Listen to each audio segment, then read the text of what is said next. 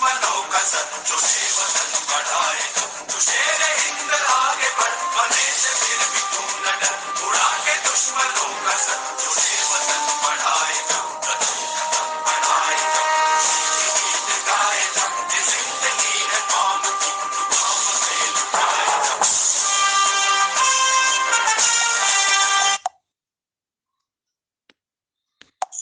Assalamu alaikum wa rahmatullahi wa barakatuhu to all dear group members of your discussion group.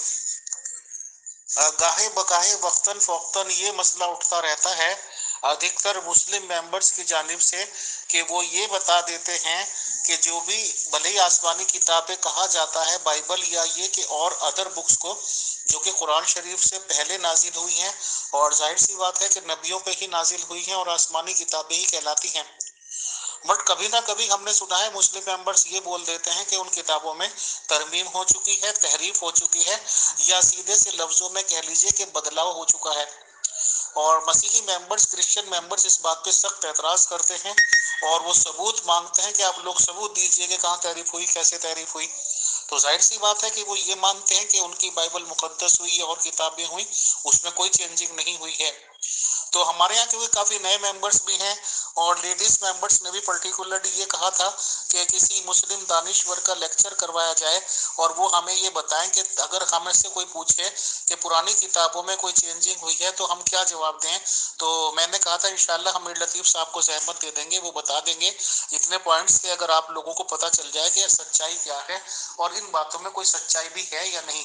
अगर तहरीफ हुई होगी तो मीर लतीफ़ साहब सबूत के साथ पेश करेंगे और अगर कोई नहीं होगी तो वो बता देंगे। तो हमने मीर लतीफ़ साहब मोहतरम से दरख्वास्त की थी, तो इंशाल्लाह अभी तशरीफ ला रहे हैं। अस्सलाम वालेकुम वरहमतुल्लाहि वबरकातुहू। मैं सब दोस्तों की खिदमत में सलाम अर्ज़ करता हूँ और जिनके जहन में ये सवाल हैं उनकी खिदमत में सलाम अर्ज़ करता हूँ। उसके बाद हम सवालात भी लेंगे। पहले मैं मुख्तसरन बताऊँगा कि कुरान का नुक्ता नज़र इसके बारे में क्या है, तहरीफ़ बाइबल के सिलसिले में, या जो अहले किताब हैं उन्होंने अपनी किताब के साथ क्या सलूक किया है और किस किस कुरान तो ये भी बताता है कि किस किस किस्म की तहरीफात हुई हैं। तो मैं हाज़िर हूँ, मैं अभी मुख्तसरन पहले ये बताऊँगा और उसके बाद पिन पॉइंट करूँगा कि ये तहरीफ हुई है और उसके बाद फिर एक किताब भी यहाँ मैं भेजूँगा जो ख़ास तौर पर उन लोगों के लिए जो ओरिजिनल ज़बानें नहीं जानते, यानी हिब्रू और जो ग्रीक ज़बान है जिसमें कि ओल्ड टेस्टामेंट न्यू टेस्टामेंट लिखी गई हैं, ओरिजिनल ज़बान नहीं जानते, उनके लिए बहुत ही मुफीद किताब है। उसमें ये लिखा गया है और बताया गया है न्यू टेस्टामेंट के बारे में, सिर्फ ओल्ड टेस्टामेंट नहीं, न्यू टेस्टामेंट के बारे में वो किताब है कि कहाँ कहाँ क्या क्या इख्तिलाफात हैं और क्या कमी हुई है, क्या बेशी हुई है। कुरान करीम में जो मुख्तलिफ अक़साम बयान हुई हैं इसकी तहरीफ की, उसमें एक तो ये लिखा हुआ है कुरान करीम में सूरह अल बकरा जो मुख्तलिफ अक़साम बयान हुई हैं इसकी तहरीफ की, उसमें एक तो ये लिखा हुआ है कुरान करीम में सूरह अल बकरा आयत नंबर 113, सूरह अल बकरा आयत नंबर 113 कि यहूद व नसारा एक ही किताब पढ़ने के बावजूद एक दूसरे को गलत कहते हैं। तो अगर तहरीफ नहीं हुई तो फिर एक दूसरे को गलत कैसे कहते हैं। आगे फिर लिखा है कि अल्लाह ने जो नाज़िल किया है उसको छुपाने वालों और उसके बदले मामूली कीमत लेने वालों से अल्लाह क़यामत के दिन कलाम नहीं करेगा। यहाँ ये बयान किया है कि वो बाद बातों को छुपाते हैं। इंशाल्लाह बाद में मैं बताऊंगा क्या क्या बातें, एक एक नमूना दूंगा क्योंकि अगर कंप्लीट बातें बताई जाएं तो फिर तो कई दिन चाहिए। ये है सूरह अल बकरा आयत नंबर 159 और सूरह बकरा आयत नंबर 174। फिर लिखा है अहले किताब हक और बातिल को मिलाते हैं, यानी मौजूदा बाइबल में सच्ची बातें भी हैं और गलत बातें भी हैं, झूठी बातें भी हैं, हक और बातिल को मिला दिया गया है। اور جانتے بوجھتے ہوئے حق کو چھپاتے ہیں، یعنی وہ جانتے ہیں کہ کیا سچائی ہے لیکن اس کے باوجود وہ سچائی کو چھپاتے ہیں۔ یہ ہے سورہ آل عمران آیت نمبر 71۔ پھر آگے لکھا ہے اہل کتاب میں سے ایک گروہ کتاب کو ایسے پڑھتے ہیں کہ سننے والا سمجھے کہ وہ کتاب کا حصہ ہے، مگر وہ کتاب میں نہیں ہوتا۔ یعنی اس طرح پڑھیں گے اپنی طرف سے جیسے واقعی کتاب میں یہ بات لکھی ہوئی ہے، حالانکہ وہ بات کتاب میں لکھی ہوئی نہیں ہوتی۔ یہ ہے جی سورہ آل عمران آیت نمبر 78۔ پھر لکھا ہے جناب قرآن کریم میں کہ اہل کتاب پر ہاں جی لکھا ہے یہود میں سے کچھ لوگ کلمات کو ان کی جگہ سے بدل دیتے ہیں، یعنی بعض چیزوں کو بدل دیتے ہیں، آگے پیچھے کر دیتے ہیں تاکہ مفہوم کچھ کا کچھ ہو جائے، اور یا ایک کلمہ کی بجائے کوئی دوسرا کلمہ لکھ دیتے ہیں جس کی وجہ سے اس کا مفہوم جو ہے وہ تبدیل ہو جائے۔ یہ سورہ نساء ہے، آیت نمبر 46 ہے۔ پھر لکھا ہے اہل کتاب کے الفاظ کو اپنی جگہوں سے بدل دیتے ہیں، یہی مضمون جو پہلے بیان ہوا ہے پھر بیان ہوا ہے، لیکن اس میں چند باتیں اور بھی شامل ہیں۔ اور جو تعلیم ان کو دی گئی تھی اس کا ایک حصہ بھول گئے ہیں، یعنی بعض باتیں ایسی ہیں کہ وہ بھول ہی گئے ہیں کہ اصل ان کی حقیقت کیا تھی۔ یہ سورہ المائدہ ہے، آیت نمبر ہے 13۔ اور پیش گوئی ہے کہ یہ اہل کتاب جو ہے آئندہ بھی خیانت کرتے رہیں گے، یہ نہیں کہ پہلے بدلتے رہے ہیں، یعنی جب قرآن نازل ہو رہا تھا اس وقت سے پہلے بھی بدلی ہوئی ہیں، بلکہ پیش گوئی ہے قرآن میں کہ آئندہ بھی یہ ایسی حرکتیں کرتے رہیں گے۔ اس کا حوالہ ہے سورہ المائدہ آیت نمبر 15۔ اور ایک یہ بھی دعویٰ کیا جاتا ہے کہ جی خدا کا کلام تو بدل ہی نہیں سکتا، قرآن میں لکھا ہوا ہے، حالانکہ تورات کے بارے میں قرآن کریم میں یہ بات لکھی ہے کہ تورات کی حفاظت علماء کے سپرد کی گئی تھی، اللہ تعالیٰ نے خود ذمہ داری نہیں اٹھائی اس کی، علماء کے سپرد ان کو یہ ہدایت دی تھی کہ نہ اس میں کوئی کمی کرنا نہ اس میں کوئی زیادتی کرنا۔ سورہ المائدہ آیت نمبر 44۔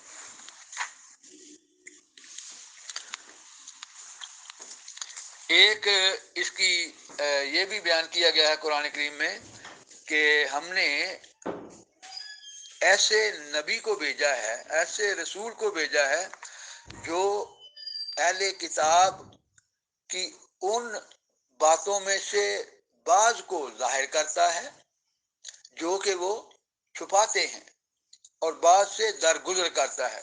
ایک یہ بھی قسم ہے تحریف کی کہ ایسی تحریف کرتے ہیں، اس طرح تحریف کریں کہ بعض باتوں کو چھپاتے ہیں، یعنی وہ باتیں نکال دی گئی ہیں بائبل میں سے۔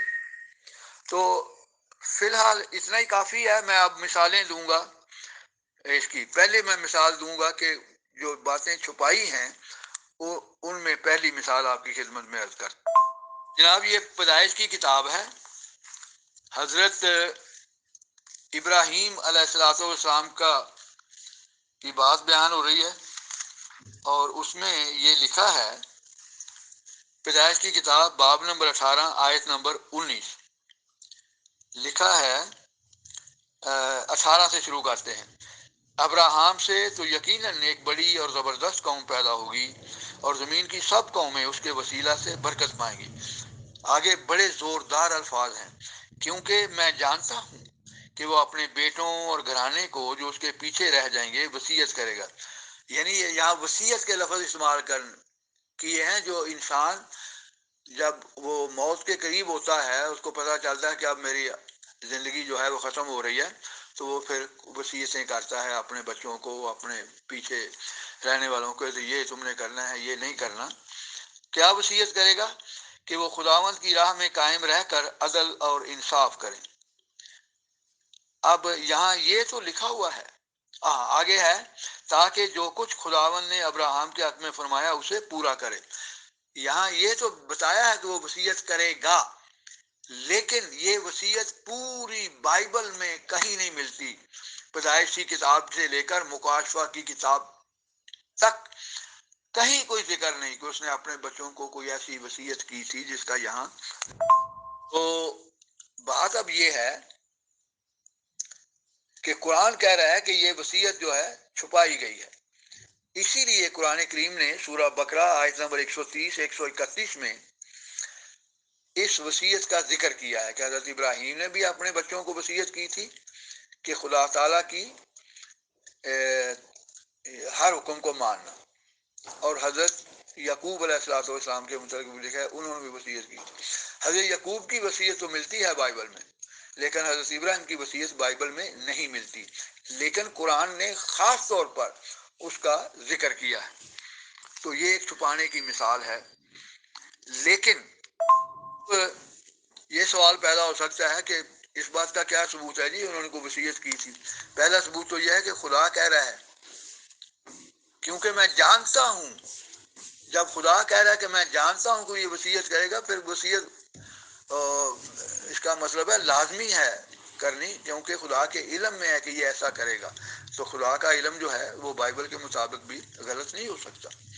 लेकिन अब ये जो वादी कुमरान से सहीफे मिले हैं, उसमें से किताब मिली है जोबली की किताब, उसमें ये पूरी वसीयत मौजूद है। जो द बुक ऑफ जोबली, अंग्रेजी में इसका उर्दू तर्जमा अभी तक नहीं हुआ, अंग्रेजी में मौजूद है कंप्लीट। उसका बाब 20 है, और इस वसीयत के बाद ये पेशगोई के तौर पर लिखा गया है कि अगर तुम इस वसीयत पर अमल करोगे तो आइंदा आने वाली नस्लें ये दुआ किया करेंगी कि ऐ हमारे खुदा, हमें भी वही बरकतें और वही फजल हम पर नाज़िल फरमा जो तूने इब्राहीम और इब्राहीम की औलाद को अता की है। तो देखें, ये पेशगोई मुसलमानों के जरिया पूरी दुनिया में पूरी हो रही है, क्योंकि दरूद शरीफ का एग्जैक्टली तर्जमा है ये, जो कि हर मुसलमान पांचों वक्त नमाज में पढ़ता है। अल्लाहुम्मा सल्ली अला मुहम्मदिन व अला आलि मुहम्मदिन कमा सल्लैता अला इब्राहीम व अला आलि इब्राहीम इन्नका हमीदुम मजीद। इसका लफ्जी तर्जमा है ये पेशगोई, जो आज भी जोबली की किताब में मौजूद है, जिसका जी चाहे पढ़ के दे। मैं गुजारिश करता हूँ कि देखें, बाइबल के इस वक्त जो हैं मौजूद 3-4 टेक्स्ट हैं, यानी मतन, जो असल ज़बानों में लिखे हुए हैं। सबसे पुराना जो है वो है सेप्टुअगिंट, जिसको उर्दू में हफ्तावी तर्जुमा भी कहते हैं। ये 70 यहूदियों ने ओल्ड टेस्टामेंट की किताबों का तर्जुमा किया था, और हजरत ईसा अलैहिस्सलाम से कोई तकरीबन 350 साल पहले ये तर्जमा हुआ था। और न्यू टेस्टामेंट में 80% हवाले उसी तर्जमा के हैं, यानी ग्रीक, क्योंकि ग्रीक ज़बान में लिखी हुई है न्यू टेस्टामेंट, तो उसी ग्रीक तर्जमे से हवाले लिए। ये टेक्स्ट है। फिर है अरामी टेक्स्ट, नहीं अपना इब्रानी टेक्स्ट, जो कि जिसको यहूदी और प्रोटेस्टेंट मानते हैं। अभी मैं सिर्फ ये बताऊंगा, फिर बताऊंगा इनमें फ़र्क क्या है। ये इब्रानी टेक्स्ट मौजूद है।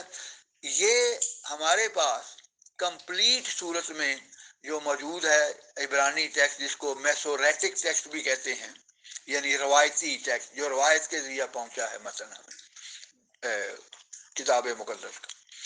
10वीं सदी से पहले का कंप्लीट नुस्खा कोई नहीं है, 10वीं सदी से पहले का।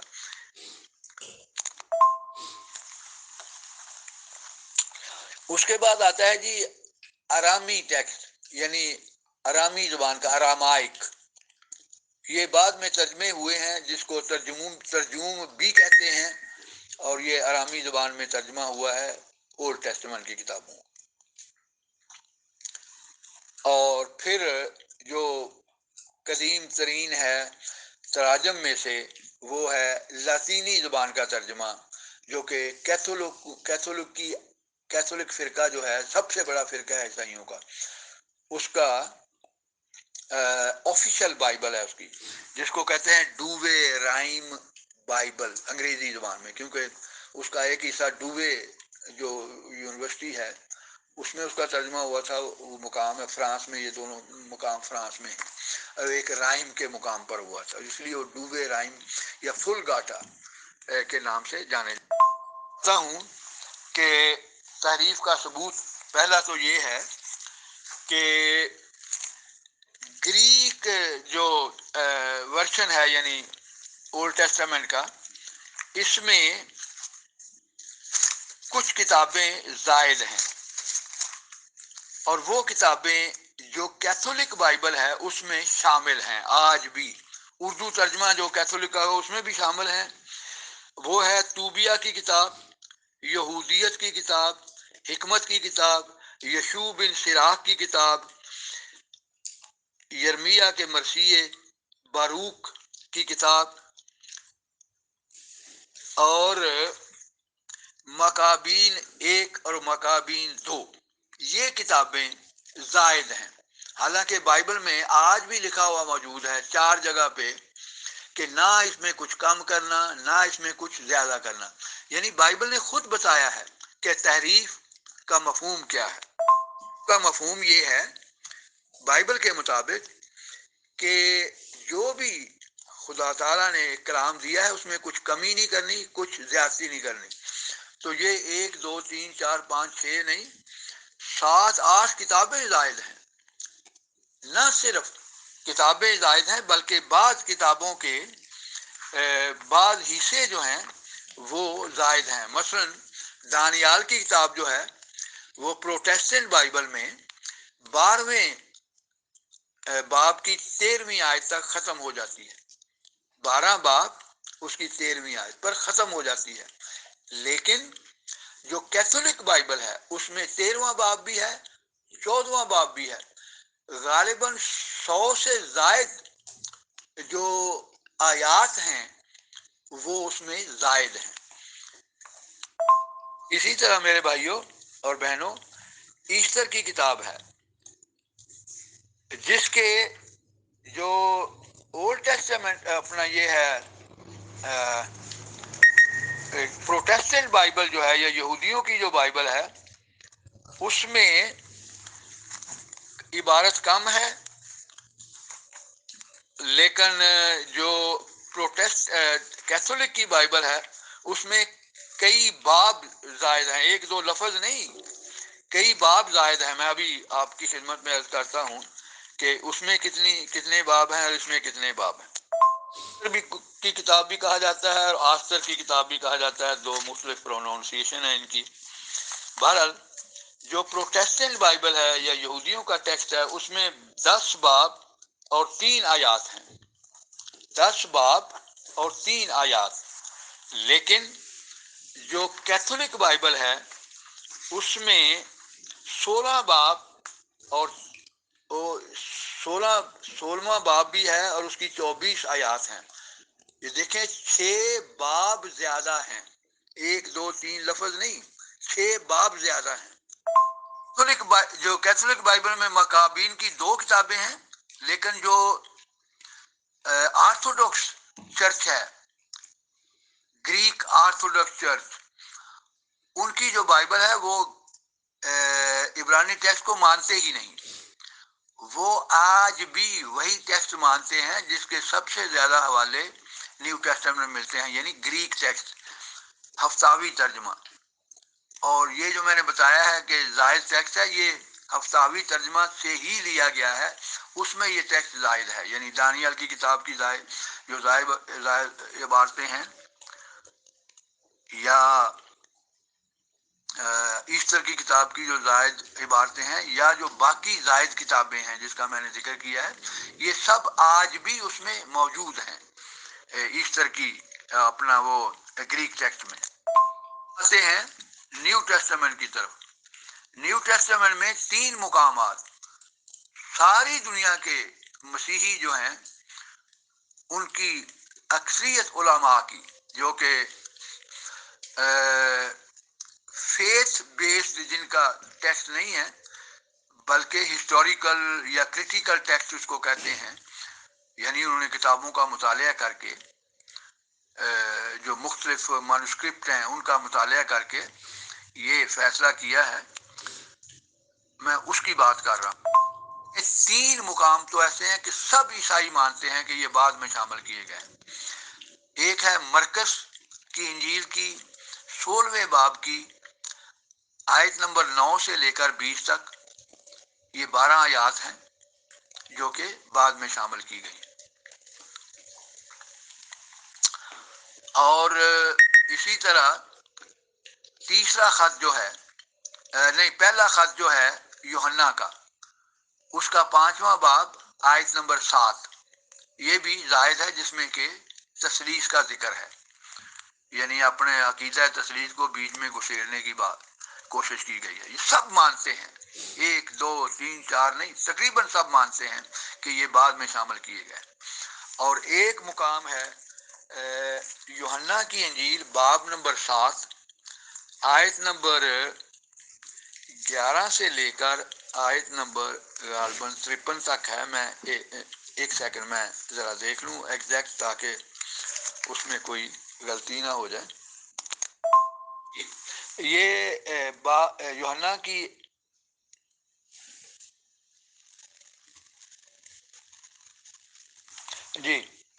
یوحنا کی باب 7 ہے، آیت نمبر 53 سے لے کر جو ہے نا باب آیت نمبر 11 تک، یہ سب مانتے ہیں کہ یہ بعد میں شامل کی گئی ہے۔ اسی لیے یہ سب عبارتیں جو ہیں جن کا میں نے ذکر کیا ہے، یہ اکثر جو بائبل کے تراجم ہیں اردو کے، اس میں بریکٹ میں لکھی گئی ہیں۔ بریکٹ کے لکھنے کا مطلب یہ ہے کہ ڈاؤٹ فل ہے، یہ کہ یہ اصلی اوریجنل کتاب میں یہ تھی یا نہیں تھی۔ وہ باتیں ہیں جو عیسائی بھی مانتے ہیں، یعنی علماء جو ہیں، میں عام لوگوں کی بات نہیں کر رہا جن کو پتہ ہی نہیں بیچاری کو بائبل کی اصلیت کیا ہے۔ اب میں آپ کو بتاتا ہوں ایک پتہ کی بات، 99.9% جو ہمارے یہاں گروپوں میں آتے ہیں، بلکہ ان کے بڑے بڑے جو پادری ہیں ان کو بھی اس چیز کا علم نہیں کہ جو نیو ٹیسٹمنٹ ہے، ان کا یہ دعویٰ ہے کہ ہمارے پاس 5000 ہاتھ کی لکھی ہوئی جو نقلیں ہیں اوریجنل کی، 5800 کے قریب۔ لیکن کسی کو یہ شاید ہی علم ہو، جو ہمارے دوست ادھر آتے ہیں، کہ موجودہ جو ترجمہ ہمارے ہاتھ میں ہے، یہ ان میں سے 5800 میں سے کون کون سی جو ہاتھ کی نقلیں ہیں، ان کو کنسلٹ کر کے یہ جو ہے موجودہ متن بنایا گیا ہے۔ صرف 7 نسخے جو ہیں وہ استعمال کیے ہیں، صرف 7 5000 میں سے، اور وہ بھی کوئی ایک نسخہ کمپلیٹ استعمال نہیں کیا، بلکہ مختلف نسخوں میں سے مختلف عبارتیں لے کے بنائی گئی ہیں، اور ان میں سے ایک نسخہ بھی 7 میں سے ایک نسخہ بھی 12ویں صدی سے پہلے کا نہیں ہے۔ سب کا تعلق 12ویں صدی کے بعد کا ہے، 12ویں صدی کے ہیں یا اس کے بعد کے نسخے ہیں۔ اور اس کا جو پہلا کمپائلر تھا نیو ٹیسٹمنٹ کی کتابوں کا، جس نے ایک متن بنایا، اس کا نام تھا ایرازمس، ہالینڈ سے اس کا تعلق تھا، اور مذہباً وہ کیتھولک تھا۔ اور اس کے پہلے 2 جو اس نے ورشن شائع کیے تھے اپنے گریک ورشن، اس میں جو میں نے ذکر کیا ہے خط یوحنا کا پہلا خط باب نمبر 5 آیت نمبر 7 شامل نہیں تھی۔ یہ تیسرے ورشن میں اس نے کیتھولک پادریوں کے کہنے پر شامل کی ہے، اور اس کو سب مانتے ہیں، جس کا جی چاہے ان کی ہسٹری پڑھ کے دیکھ۔ جی محترم، آپ ان کے بارے میں جو سوال کرنا چاہیں کریں، لیکن مجھے آپ نے ایک بات یاد کروا دی کہ جو میں نے عرض کیا ہے نا کہ مرکز کی 16 باب کی آیت 9 سے 20 تک جو ہیں وہ بعد میں شامل کی گئی ہیں۔ یہوہ وٹنس والوں کی جو اردو ترجمہ جو ہے انجیل کا، یعنی نیو ٹیسٹمنٹ کا، کتاب مقدس نئی دنیا، جس کا جی چاہے پڑھ کے دیکھ لے، انہوں نے یہ آیات نکال دی ہیں اپنی بائبل سے، وہ اب ان کو لکھتے ہی نہیں، اور نیچے انہوں نے نوٹ دیا ہوا ہے کہ اس کی وجہ کیا ہے، کیوں ہم نے یہ نکال دی ہے۔ اس کی وجہ یہ ہے کیسے وہ بعد میں شامل کی گئی ہیں۔ یہوہ وٹنس کی بائبل اردو ترجمہ کتاب مقدس نئی دنیا کے نام سے شائع شدہ موجود ہے، جس کا جی چاہے مطالعہ کر سکتا ہے۔ السلام علیکم۔ پچھلے دنوں میں یہاں پہ ایک پاسٹر آئے تھے جنہوں نے پروگرام کیا تھا، ان کا نام تھا شاہد امنون کر کے ایسا نام تھا ان کا۔ تو انہوں نے بتایا تھا کہ بائبل 1600 سال میں کمپلیٹ ہوئی، تو جس میں وہ بتا رہے تھے کہ حضرت عیسیٰ علیہ السلام سے پہلے ہی بائبل موجود تھی، یا کچھ اس طرح سے سمجھ آئی مجھے۔ اس کا کیا مطلب ہے کہ وہ 1600 سال میں کیسے کمپلیٹ ہوئی؟ تو میں نے ان سے پوچھا تھا، لیکن انہوں نے جو جواب دیا تھا وہ میری سمجھ سے باہر تھا۔ مسلمان بات یہ ہے کہ موجودہ بائبل کے دو حصے ہیں، ایک کو کہا جاتا ہے عہد نامہ قدیم اور ایک کو کہا جاتا ہے عہد نامہ جدید۔ یہودی جو ہیں یہ لفظ عہد نامہ والا تسلیم نہیں کرتے، وہ اس کو کہتے ہیں کتاب مقدس، ہولی اسکرپچر انگریزی میں، یا اس کو وہ کہتے ہیں جی اپنا جو ان کے بعض حصے ہیں نا بائبل کے، اولڈ ٹیسٹمنٹ کے، ان کا پہلا لفظ لے کے تو انہوں نے ایک اس کا نام بنایا ہوا ہے۔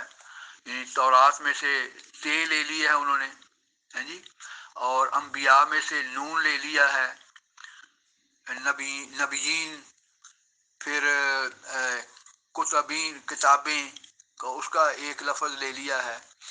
تو اس طرح انہوں نے ایک لفظ بنا کے اس کا نام رکھا ہوا ہے، جو اس وقت میرے ذہن سے نکل گیا ہے۔ تو حضرت عیسیٰ علیہ السلام یہ دعویٰ کیا جاتا ہے کہ پہلی 5 کتابیں حضرت عیسیٰ علیہ السلام نے لکھی ہیں، لیکن موجودہ جو پہلی 5 کتابیں ہیں اس میں سے بے شمار ایسی چیزیں ہیں جو کہ بعد میں شامل کی گئی ہیں اور اس کا زندہ ثبوت موجود ہے۔ مثلا میں ایک بات آپ کو بتا دیتا ہوں کہ ثبوت کے طور پر کہ وہ بعد میں شامل کی گئی ہیں، میں اس کی بھی بات کروں گا کہ یہ کتنی دیر ان کو لگی بنانے میں، لکھنے میں یا لکھانے میں۔ تو اس میں ایک حوالہ، کئی حوالے ہیں، میں صرف ایک دیتا ہوں کیونکہ اتنا وقت نہیں ہوتا سننے والوں کے پاس بھی، اور اس لیے میں مختصراً بات۔ اس میں یہ ہے پیدائش کی کتاب باب نمبر 14۔ قصہ یہ ہے کہ حضرت لوط علیہ السلام پر کسی بادشاہ نے حملہ کیا اور ان کو گرفتار کر کے لے گئے۔ یہ قصہ بیان ہو رہا ہے۔ تو لکھا ہے جب ابراہم نے سنا کہ اس کا بھائی گرفتار ہوا ہے، حالانکہ ان کے بھتیجے تھے، بھائی نہیں تھے، جو لوط تھے بائبل کے مطابق ان کے بھتیجے تھے، باپ بھائی نہیں تھے، گرفتار ہوا، تو اس نے 318 مشاق خانہ زادوں کو لے کر دان تک اس کا تعاقب کیا۔ اب حضرت ابراہیم علیہ السلام کے وقت میں دان نام کا کوئی علاقہ تھا ہی نہیں، کیونکہ دان جو ہے وہ حضرت یعقوب علیہ السلام کا ایک بیٹا تھا، 12 بیٹوں میں سے ایک بیٹے کا نام تھا دان، اور انہوں نے حضرت موسیٰ علیہ السلام کے سے کوئی 300 سال بعد ایک علاقہ فتح کیا، اور اس علاقے کا نام، اس شہر کا نام اپنے جو ان کے تھے خاندان کے جو بانی تھے یعنی دان، ان کے نام سے اس علاقے کا نام انہوں نے دان رکھا۔ تو حضرت ابراہیم علیہ السلام کے وقت تو دان بھی ابھی پیدا نہیں ہوا تھا، تو دان کا علاقہ کہاں سے آ جانا تھا؟ تو اس سے پتہ چلتا ہے کہ یہ حصہ کم از کم اس وقت لکھا گیا ہے جبکہ دان کے قبیلے نے وہ فتح کر لیا تھا اور اس کا نام بھی رکھ لیا تھا، اور اس کے بعد کئی صدیوں بعد یہ جو ہے یہ واقعہ کہتے کہ دان تک اس نے تعاقب کیا، جب دان وہاں تھا ہی نہیں تو تعاقب وہاں تک کیسے کیا؟ اس کا پرانا نام کچھ اور تھا۔ یہ میں نے ایک مثال دی ہے اس کی۔ تو بہرحال میں یہ بتا یہ رہا تھا کہ اس کی پہلی 5 کتابیں جو ہیں وہ حضرت موسیٰ سے منسوب ہیں۔ اس کے بعد کتاب ہے جی یشوع کی، جو حضرت موسیٰ علیہ السلام کے بعد ان کے خلیفہ سے، جن کے زمانہ میں بنی اسرائیل جو ہیں وہ مصر سے نکلے، تو بعد میں پھر 40 سال تک گھومتے رہے صحرا میں، اور ان کے عہد میں یعنی یشوع کے عہد میں پھر ان کو کنعان کا قبضہ ملا، یعنی کنعان میں انہی نے تقسیم کی یہ ساری کہ فلانا قبیلہ فلاں جگہ رہے گا، فلانا قبیلہ فلاں جگہ رہے گا۔ اس کے بعد جو ہیں یہ قاضیون کی کتاب ہے۔ قاضیون اس وقت کی بات ہے جب ابھی بادشاہ قائم نہیں ہوئی تھی بنی اسرائیل میں، اس سے پہلے وہ جو ان کے لیڈر تھے وہ قاضی کہلواتے تھے، یعنی جیسے ہمارے جج، فیصلہ کرنے والے۔ انگریزی میں اس کتاب کا نام بھی جج ہی ہے، جو بک آف جج۔ اور اس کے بعد جو ہے وہ ایک معمول ہسٹری ہے ایک عورت کی، اور اس کے بعد پھر تاریخ کی کتابیں ہیں، سیموئل 1، سیموئل 2، تاریخ اپنا سلاطین 1، سلاطین 2، تواریخ 1، تواریخ 2، اور اس کے بعد پھر تاریخ کی۔ اس کے بعد پھر انبیاء کی کتابیں ہیں، 12 کتابیں چھوٹے انبیاء کی، 12 کتابیں جو ہیں بڑے انبیاء کی۔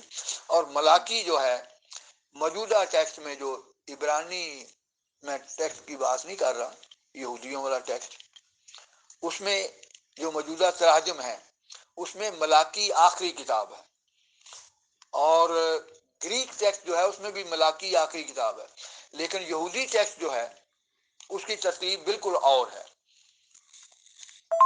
اسی ٹیکسٹ میں جو آخری کتابیں ہیں وہ تواریخ کی کتابیں ہیں، انہوں نے تاریخ کے لحاظ سے اس کی ترتیب دی ہوئی ہے، جو پہلے کتاب لکھی گئی اس کی پہلے، جو بعد میں لکھی گئی اس کا بعد میں، تو ان کے مطابق تاریخ کی کتاب جو ہے وہ سب سے آخری کتاب ہے۔ تو یہ ہے تو اولڈ ٹیسٹامنٹ۔ نیو ٹیسٹامنٹ میں 27 کتابیں ہیں جو موجودہ ہیں، لیکن بعض جو عیسائی ہیں فرقے، وہ ان میں سے بعض کتابوں کو مانتے ہیں، بعض کو نہیں مانتے۔ یہ لمبی تفصیل ہے، انشاءاللہ پھر کسی وقت کریں گے۔ تو اس میں 27 کتابیں ہیں۔ پہلے نمبر پر 4 انجیلیں ہیں، متی کی انجیل، مرکز کی انجیل، لوکا کی انجیل اور یوحنا کی انجیل۔ اس کے بعد اعمال ہے، یعنی شروع کی ہسٹری ہے عیسائیوں کی، کہ ان کو کیا کیا ان کے حالات ہوئے، کیسے انہوں نے تبلیغ کی وغیرہ۔ اس کے بعد پولوس کے خط ہیں، بعض کے نزدیک 13 خط اس کے ہیں، بعض کے نزدیک 14 خط ہیں عبرانیوں تک۔ اور اس کے بعد پھر باقی جو ہیں خطوط ہے، وہ بھی خطوط کی صورت میں ہیں۔ یعقوب کا خط، یہ حضرت عیسیٰ علیہ السلام کے بھائی تھے۔ یہودا کا خط، یہ بھی حضرت عیسیٰ علیہ السلام کے بھائی تھے۔ اور پطرس کے 2 خط ہیں، اور اسی طرح یوحنا کے 3 خط ہیں۔ اور آخر میں کتاب ہے مکاشفہ۔ مکاشفہ واحد کتاب ہے جس کے بارے میں بائبل میں یعنی نیو ٹیسٹمنٹ میں یہ دعویٰ ملتا ہے کہ یہ الہامی ہے۔ باقی کسی کتاب کے متعلق لکھنے والوں نے بھی یہ دعویٰ نہیں کیا کہ یہ کمپلیٹ کی کمپلیٹ کتاب الہامی کتاب ہے۔ کسی ایک نے بھی دعویٰ نہیں کیا کہ میں یہ الہام سے لکھ رہا ہوں۔ جی میں یہ سن رہی ہوں، لیکن ایک سوال پیدا ہوتا ہے کہ کیا یہ کتابیں لکھنے والا کوئی خاص شخص تھا، یا کہ جو بھی کوئی ان کا رہبر ہوتا تھا وہی لکھ لیتا تھا؟ مطلب کس نے لکھی؟ جیسے ہمارا قرآن پاک جو ہے وہ کمپلیٹ ہوا حضرت عثمان رضی اللہ تعالیٰ عنہ کے دور میں، تو یہ کیسے، یہ کمپلیٹ کتاب کیسے بنی؟ یہ بات سمجھ نہیں آتی۔ کیا بہت اچھا سوال ہے یہ۔ موسم پہلی کتابوں کے بارے میں تو سب کا دعویٰ ہے کہ حضرت موسیٰ نے لکھی ہیں۔ یشوع جو ہے اس کے متعلق یہ دعویٰ ہے، وہاں اس کتاب میں کہیں نہیں لکھا ہوا کہ یشوع نے لکھی ہے، لیکن یہودی روایات میں یہ پایا جاتا ہے کہ یشوع نے لکھی ہے۔ بعض کتابوں کے بارے میں یہ خود مانتے ہیں کہ ہمیں پتہ ہی نہیں کس نے لکھی ہے۔ یہ اولڈ ٹیسٹمنٹ کی میں کتابوں کی بات کر رہا ہوں۔ بعض کے اوپر نام لکھا ہوا ہے ملاکی کی، مثلا ملاکی کی کتاب ہے، اس کے بارے میں یہودی تاریخ میں یہ تسلیم کیا گیا ہے کہ یہ کتاب ملاکی نام کا کوئی شخص ہوا ہی نہیں پوری ہسٹری میں، یعنی جو اس وقت کا تک کی ہسٹری ہے، یہ تسلیم کرتے ہیں کہ ملاکی نام کا کوئی نبی نہیں ہوا۔ اور یہ کتاب در حقیقت حضرت عزیر نے لکھی ہے، یعنی عزرا نے۔ یہ میں یہودیوں کی بات کر رہا ہوں، ان کا میں نقطہ نظر بیان کر رہا ہوں۔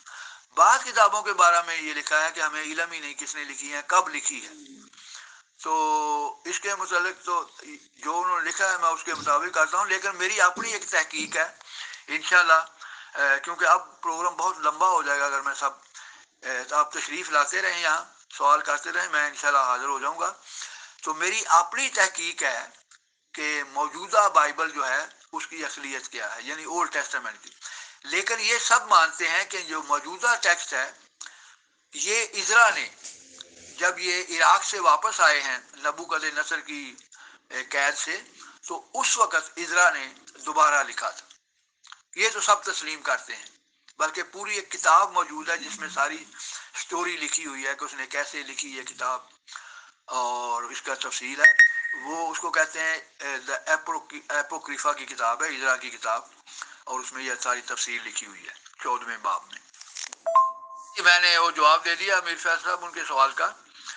لیکن یہ کہ کوئی خاص سیکس تھا، یہ سیکس کے متعلق بھی میری اپنی تحقیق ہے اللہ تعالیٰ کے فضل و کرم سے، جو میں نے آج تک کسی کتاب میں نہیں پڑھی. یہ میری ذاتی مطالعہ کی نتیجے میں میری تحقیق ہے. لیکن یہ لمبا قصہ ہے اور میں انشاءاللہ کسی دن آپ کی خدمت میں عرض کروں گا کہ یہ میں مختصر یہ بتا دیتا ہوں کہ پتہ چلتا ہے کہ مختلف جو سیاسی اختلافات تھے اور مذہبی اختلافات تھے، عقائد کے اختلافات تھے، اس کے نتیجہ میں موجودہ متن جو ہے وہ معرض وجود میں آیا ہے. مثلا بعض کتابیں جو ہیں نکال دی گئی ہیں، حالانکہ وہ کتابیں جو ہیں وادی قمران کے جو صحیفے ملے ہیں اس میں موجود ہیں وہ کتابیں، لیکن آج بائبل میں اولڈ ٹیسٹمنٹ میں کہیں نظر نہیں آتی. لیکن ان کے متعلق محققین یہ تسلیم کرتے ہیں کہ جو اس وقت فرقہ تھا جنہوں نے یہ کتابیں چھپائی تھیں وہاں جو بعد میں دستیاب ہوئی ہیں، ان کے نزدیک یہ الہامی کتابیں تھیں جو کہ نکال دی گئی. اس میں بک آف جوبلی کا میں ذکر کر چکا ہوں پہلے. یہ خود بھی تسلیم کرتے ہیں کہ جب کہیں کبھی ضرورت پڑتی ہے ہمیں کتاب میں کوئی رد و بدل کرنے کی تو ہم اس کو بدل دیتے ہیں. تو یہ تو ان کا اپنا بھی کہنا ہے. طرح حنوک کی کتاب جو ہے اس کا حوالہ جو ہے باقاعدہ نیو ٹیسٹمنٹ کی کتاب ہے اپنا یہوذا کا خط، اس میں نام لے کر جو ہے حنوک کا کہ حنوک نے یہ پیش گوئی کی تھی، اور وہ بک آف حنوک جو کہ وہاں سے ملی ہے، اس کے یعنی کچھ حصے وہاں سے ملے ہیں قمران سے، اس میں وہ پیش گوئی آج بھی موجود ہے. تو اس سے پتہ چلتا ہے کہ اس کی اصلیت کیا ہے. لیکن چونکہ محدود وقت ہوتا ہے تو انشاءاللہ پھر کسی مجلس میں ہم اس پہ بات کریں گے. کوئی اور سوال ہے کرنے والا تو کر لیں. محترم میر لطیف صاحب بہت بہت شکریہ، بہت جزاک اللہ کہ آپ نے زحمت کی اور کافی رہنمائی فرمائی. اور ہمارے یہاں لیڈیز ممبرس کافی ہیں، بٹ وہ یہی ڈیسائیڈ ہوا تھا کہ محترمہ زاہدہ نثار میم ان کی نمائندگی کر لیں گی، اور اسی طرح سے اچھا بھی ہوتا ہے کہ ایک آدمی سوالات کر لے. تو بالکل آپ صحیح کہہ رہے ہیں کہ بہت لمبا پروگرام ہو گیا ہے انشاءاللہ. تو آپ جب بھی وقت دیں گے، جب بھی آپ کے پاس ٹائم کی اویلیبلٹی ہوگی تو سر ضرور تشریف لائیے گا. اور میں پھر سے دہرا دوں کہ آج جرمنی کے 4 بجے سر آج ہی ایک پروگرام لے رہے ہیں شاہد امنون صاحب جو کہ وہ یہوہ وٹنس سے کنیکٹڈ ہیں. تو آج وہ بتائیں گے کہ ان کا نظریہ یا ان کی تحقیق فرام دا بائبل کیا ہے، کہ بائبل سے وہ کیا سمجھتے ہیں فدیہ اور کفارے کے ریگارڈنگ. اگر آپ کے پاس ٹائم اویلیبل ہوا سر تو آپ موجود رہیے گا، اگر کوئی دیکھ لیجیے گا، اور اگر آپ اپنے کام میں مصروف بھی ہو جائیں گے تو انشاءاللہ میں اسپیشلی آپ کے پاس اس کا جو لنک تیار ہو جائے گا وہ بھیجوں گا. آپ کا بہت شکریہ، جزاک اللہ. السلام علیکم ورحمۃ اللہ.